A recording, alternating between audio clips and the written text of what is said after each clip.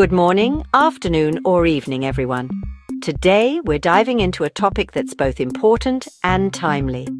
We'll be exploring why being transgender is not an ideology, a delusion, or a mental illness. Instead, contemporary scientific research, especially in the field of neurobiology, provides evidence supporting the legitimacy of transgender identities. Historically, transgender identities have often been misunderstood. Some common misconceptions include the idea that being transgender is an ideology, as if gender identity is merely a social construct or political stance. Another myth is that it's a delusion, suggesting that transgender people are experiencing false beliefs or hallucinations. Lastly, there's the notion that being transgender is inherently a mental illness. It's crucial that we address and dispel these myths with empirical evidence and the consensus of experts.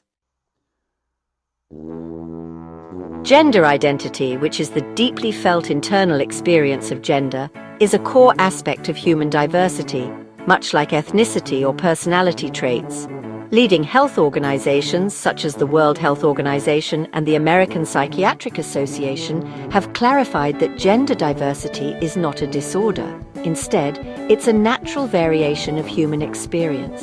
In 2019, the World Health Organization reclassified gender incongruence from a mental disorder to a condition related to sexual health. This recognizes it as a matter of gender, not pathology.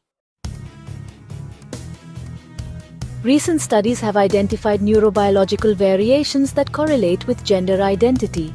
For example, research indicates differences in specific brain regions associated with gender identity, such as the bed nucleus of the stria terminalis, or BSTC, which shows size and activity differences that align more closely with experienced gender rather than sex assigned at birth.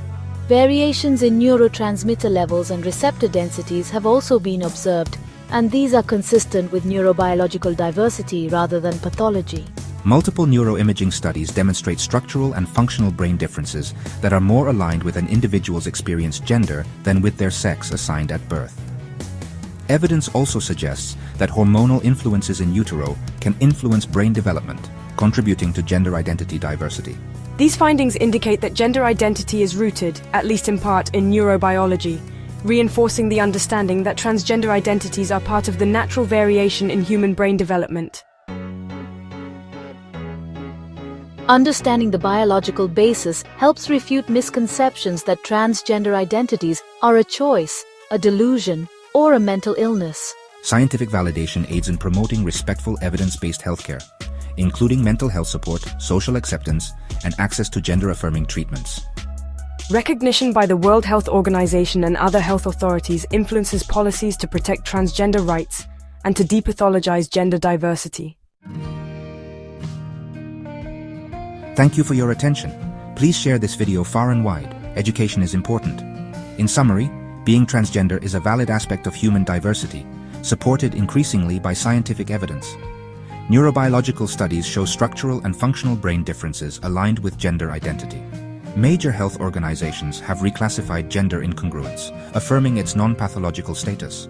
It is essential to approach gender identity with respect, understanding, and scientific rigor, dispelling myths and supporting the rights and well-being of transgender individuals.